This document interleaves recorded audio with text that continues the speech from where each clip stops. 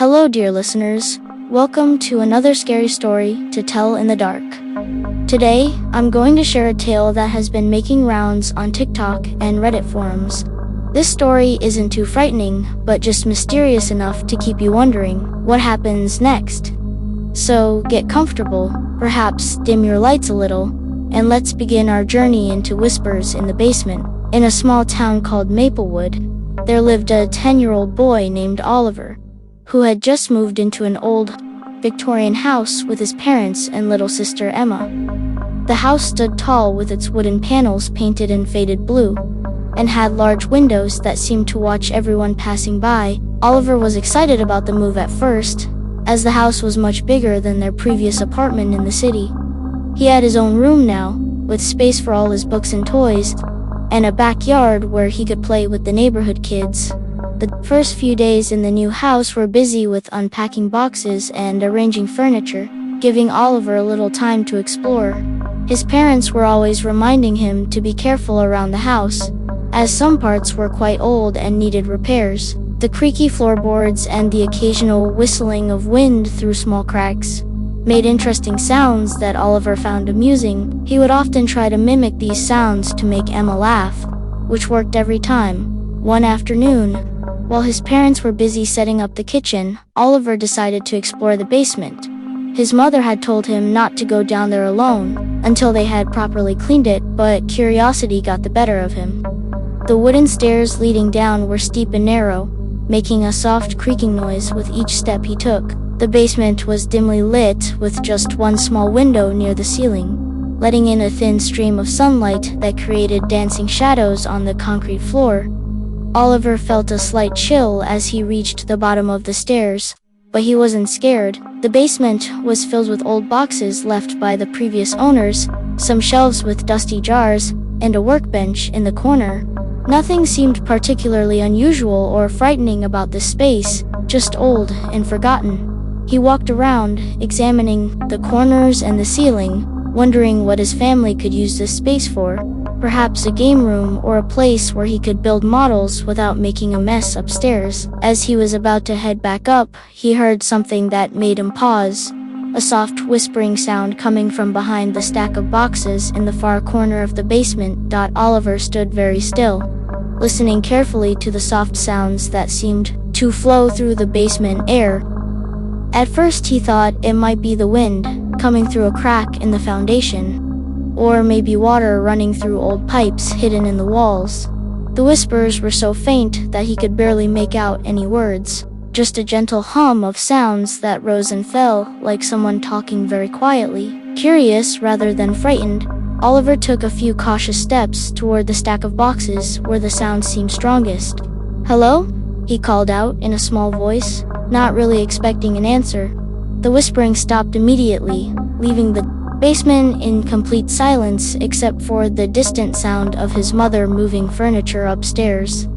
Oliver waited for a moment, his heart beating a little faster now, but nothing happened. He laughed at himself, thinking his imagination was probably playing tricks on him after hearing all those stories about old houses being haunted. Still, he decided it was time to go back upstairs and help his family with the unpacking. During dinner that evening, Oliver almost mentioned the whispers to his parents, but changed his mind when he saw how tired they looked. Moving was hard work, and he didn't want to worry them with silly stories about strange noises that probably had simple explanations. Instead, he helped clear the table after they finished eating and spent the rest of the evening playing board games with Emma in the living room. The warm light from the lamps and the sound of his family's laughter made the house feel cozy and safe. Pushing away any thoughts about mysterious basement whispers. The next day was Saturday, which meant no school and plenty of time for exploring. After breakfast, Oliver's father asked if he wanted to help clean up the basement so they could start using it for storage. Oliver agreed eagerly, seeing this as a perfect opportunity to investigate the source of yesterday's whispers with his dad around. They carried cleaning supplies downstairs and began sorting through the boxes left behind, finding mostly old magazines, broken toys, and some dusty Christmas decorations that the previous owners hadn't thought worth taking. While his father swept the floor near the stairs, Oliver made his way to the corner where he'd heard the whispering. The space looked different in the bright light streaming through the knockland window. Less mysterious and more like an ordinary basement corner with cobwebs and dust. He carefully moved aside some empty boxes and discovered a small vent near the floor, its metal grate slightly loose. When he put his ear close to it, he could hear the faint sound of air moving through the house's ventilation system, creating a soft whistling noise that, to a 10-year-old's imagination, might sound like whispering voices. Oliver smiled at this discovery, feeling both relieved and a little disappointed that there wasn't actually anything mysterious happening after all. A week passed by quickly as the family settled into their new home, and Oliver had almost forgotten about the basement whispers. School had started, and he was busy making new friends and adjusting to his 5th grade class. One evening, while working on his math homework in his bedroom, Oliver heard his little sister Emma calling him from the hallway. Her voice sounded strange, almost sing-song, as she said, "Oliver, come play with me in the basement." This struck him as odd because Emma had always been afraid of the basement, refusing to go down there even when their parents were with her. "Emma," Oliver called back, stepping into the hallway, but there was no sign of his sister. He checked her room and found her fast asleep with her favorite teddy bear clutched tightly in her arms. Confused, Oliver stood in the doorway for a moment, wondering if he had imagined the voice. Just then, he heard it again, coming from downstairs. A perfect imitation of Emma's voice, saying, "Come play, Oliver." A shiver ran down his spine, but curiosity pushed him forward, step by cautious step, toward the basement door.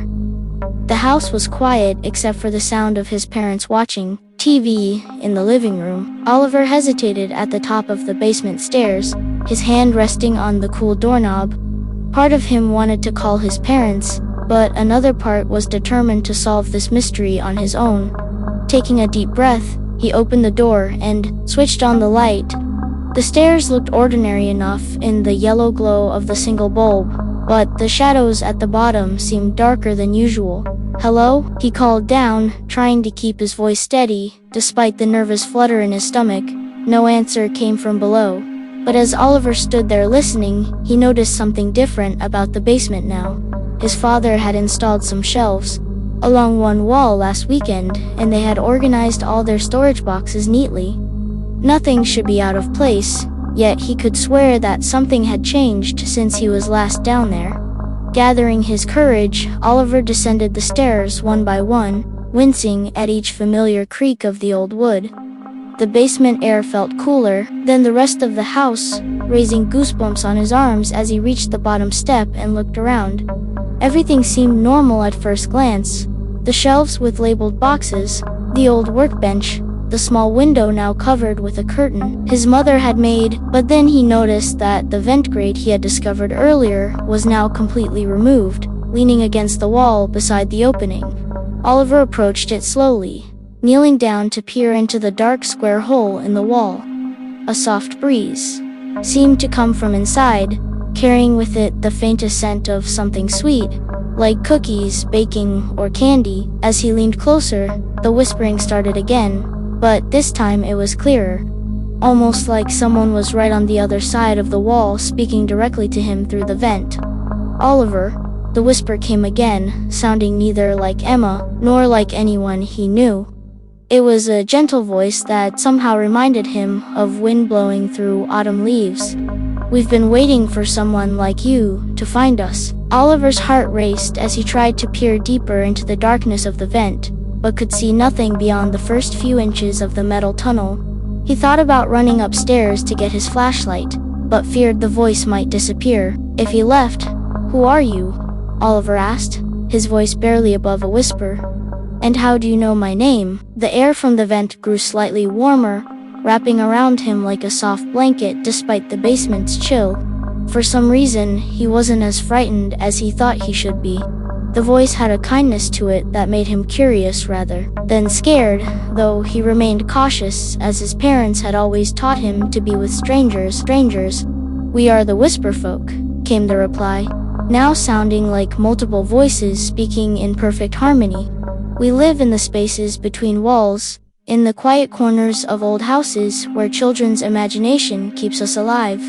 We've lived in this house for many years, watching families come and go. Oliver sat back on his heels, trying to make sense of what he was hearing. Part of him wondered if this was an elaborate prank by the neighborhood kids. But another part, the part that still believed in magic and wonder, wanted to believe in the whisper folk. The voices continued, growing slightly louder but still gentle enough not to frighten him. "We mean no harm, Oliver. We only seek friendship from those who can hear us." Most adults